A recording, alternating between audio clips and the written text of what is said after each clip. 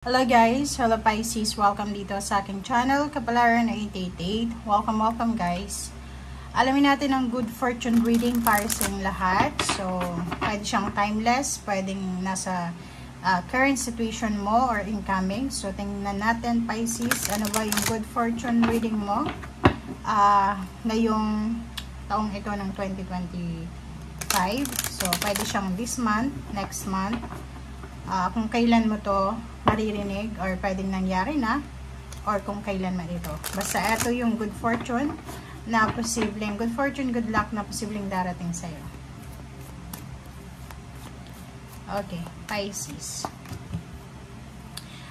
Pisces, first card natin is career. So, sinasabi ng bara sa'yo dito, Pisces, na you will be super lucky.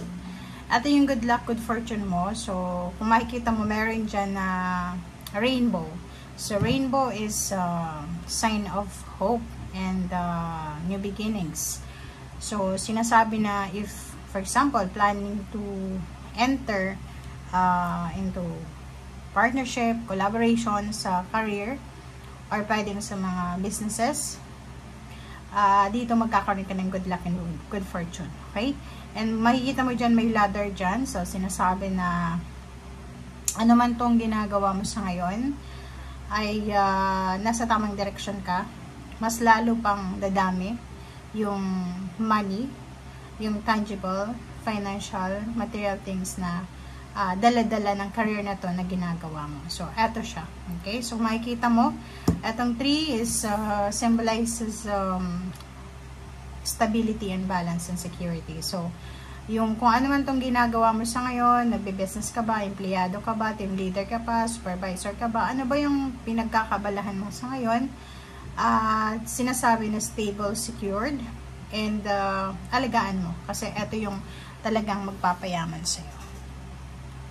Okay.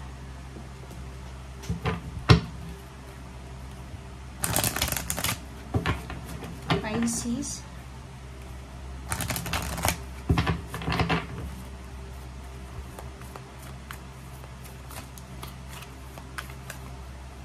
Okay. Second card natin is, nandito yung magician. Magician is miracles, diba? So, magic. It's number 53. It's 8. It's money. Tangible. Financial, material things. Infinite abundance, infinite blessings, infinite success. So, sinasabi dito na balance yung magic. Parang magmo-multiply siya. Ibig sabihin, it's magician in the mirror, diba? Yung mirror, magmamultiply, magnify. So, sinasabi sir dito na lahat ng mga financial success, milagro, or anything na parating sa buhay mo, mas magmamultiply pa to. Or kung ano man, kung magkano yung hawak mo sa ngayon, or kung ano yung ginagawa mo sa ngayon, sinasabi na hindi ka mawawalan. Okay? Mas lalong magmamultiply. And maraming blessings, maraming pagpapala, maraming magic na posibleng parating sa'yo. Okay? Okay, Pisces. Pisces, tingnan natin. Ano pa ba ang message? Ay, para sa'yo. Good fortune, good luck. Para sa lahat ng mga Pisces. Okay, so sa career, possible yung milagro, isang unexpected opening ng isang posisyon, salary increase, higher position, parang ganun. And nakikita natin yung hope mo dito, diba? Transformation. Okay, first card natin is 10 of Swords. So, sa 10 of Swords, sinasabi sa'yo dito na siguro maraming mga napagdaanan ka ng mga pain and heartaches tungkol sa pera. Pwedeng maraming nanloko sa'yo, marami kang tinulungan, pero sama ng loob yung bumalik sa'yo.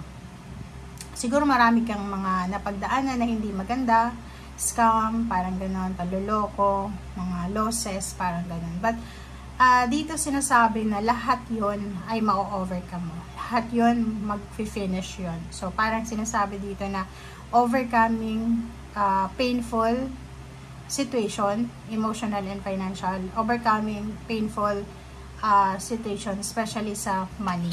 Okay? Kung may mga financial problems kayo dati. Next card natin is Page of Swords. So, Page of Swords is about news, about distractions, parang ganun, chismis. So, yun. Mag-ingat ka since good luck and good fortune ito.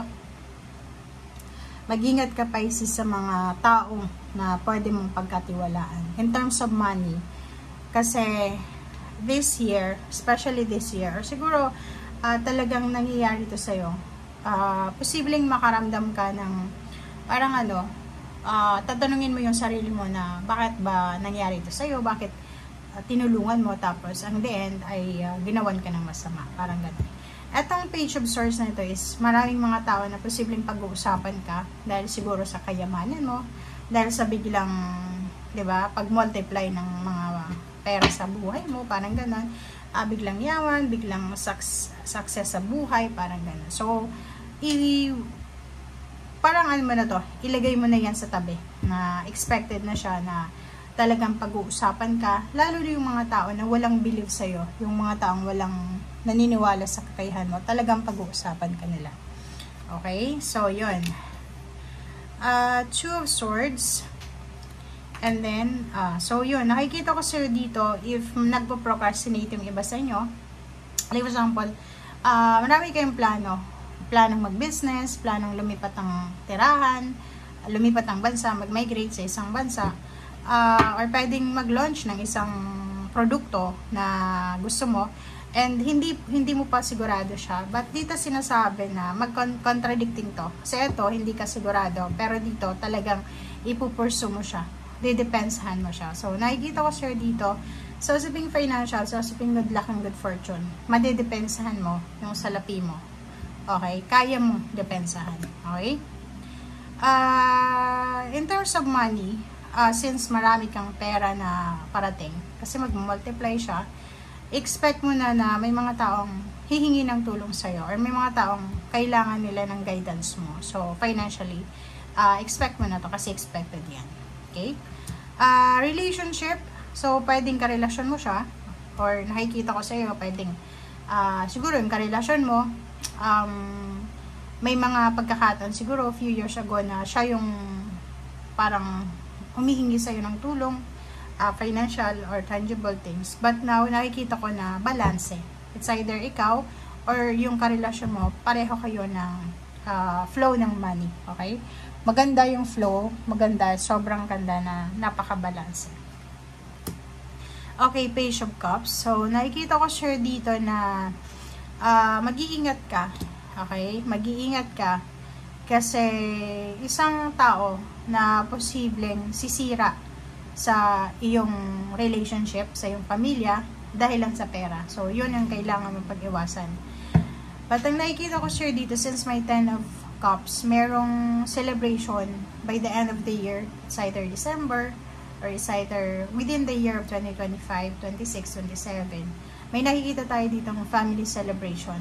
Okay? Magse-celebrate yung buong pamilya na to kasi makukuha talaga nila yung wini-wish nila na financial balance and prosperity and abundance. And nakikita ko sa yun dito, talagang buong family siya na talagang tatayo sila galing sa paghihirap, or tatayo sila galing sa mga pangdadaya or panlilindang. So, financially, magiging sobrang strong yung buhay financial, lalo na sa usaping trabaho. If yun, diba? So, etong 8 of Pentacles, it's resonated siya dito sa career, na sinasabi na nasa tamang direction ka, nasa tamang focus ka. Basta gawin mo lang kung ano yung ginagawa mo sa ngayon. Ipagpatuloy mo kung anong ginagawa mo sa ngayon. Kasi etong ginagawa mo sa ngayon, siya yung magdadala ng financial strength sa buhay mo. Okay?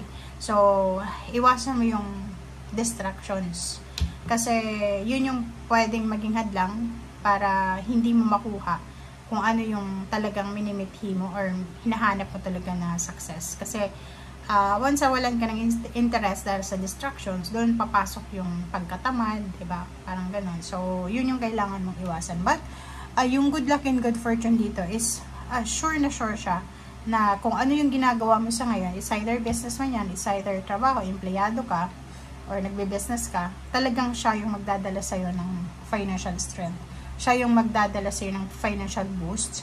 And siya yung magdadala sa'yo ng, parang ano to, siya yung magdadala doon sa tuktok ng tagumpay. Okay? Aakyat ka dyan sa ladder na yan. Okay? So, thank you guys for watching and see you again. Bye!